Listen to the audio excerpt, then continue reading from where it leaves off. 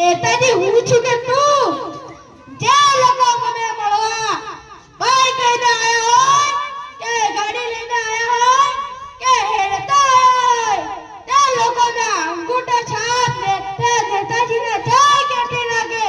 અરે નેતાજી જય કેટી નાખે ના કહેવાય, જય સીતારામ કહેવાય.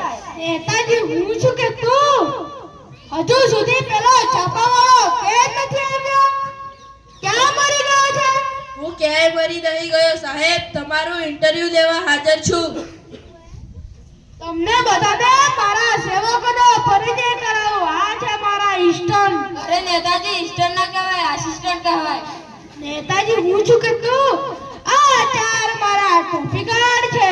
નેતાજી ટોપીગાર્ડ નહીં બોડીગાર્ડ કહેવાય. નેતાજી હું છું કે તું નેતાજી ચેર ઉપર બેસો.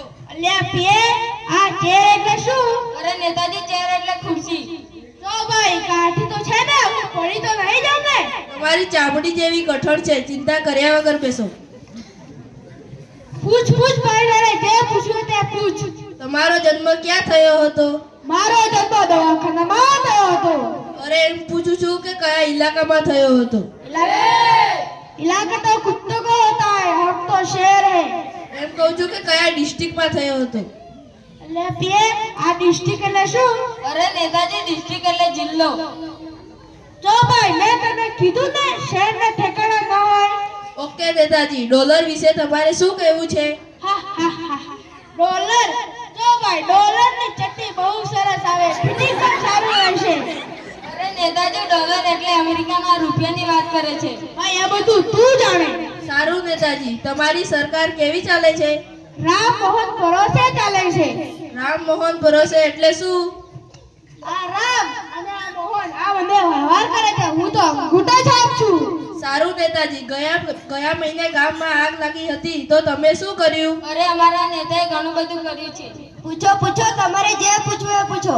ગામમાં આગ લાગવાથી જે લોકો મરી ગયા હતા તેમને દવાખાને મોકલી દીધા, અને જે લોકો આગ લાગવાથી થોડા ઘણા દાઝી ગયા હતા તેમને શમશાને મોકલી દીધા. આજની ચૂંટણી માટે તમે શું કહેવા માંગો છો? આ વખતે પણ મને જ વોટ આપજો. તમારા ઘરે ગોળ પહોંચશે અને પોટલી પણ મળી જશે. આ તો તમે લાલચ આપો છો. લે મારી ખુશી કોણે લીધી હતી? અલે પીએ તમાકુ બનાવ. જો સાહેબ તમાકુ. નેતાજી, તમારા પરિવાર વિશે કંઈ કહેશો? મારે 3 બૈરા છે અને 3 બૈરાના 5 છોકરા છે. એજ્યુકેશન વિશે કંઈ કહેશો? અલ્લા પીએ આ એજ્યુકેશન એટલે શું? અરે નેતાજી એજ્યુકેશન એટલે શિક્ષણ. તો ભાઈ બધાને ભણવું જોઈએ, પણ ફક્ત 5 ચોપડી જોશી, જેથી અમારા જેવા અંગૂઠા છાપ નેતાઓને વોટ મળી રહે. મોંઘવારી વિશે કંઈ કહેશો? અરે નેતાજી કશું ના બોલતા, આ આપણને પોક ખોલવા માંગે છે. જો ભાઈ પત્રકાર, મારી બીજી બહેનનો ફોન આવી ગયો છે, હવે મારે ભાગી જવું પડશે. જોયું ભાઈઓ, લોભ અને લાલચમાં આવીને આવા અભણ નેતાને જીતાડીએ તો આપણા ગામની દશા પણ ખરાબ થઈ જાય. હંમેશા સમજુ, ભણેલા અને વ્યસન ન કરતા હોય તેવા જ માણસને વોટ આપી જીતાડવો જોઈએ. આ મારી વાત યાદ રાખજો.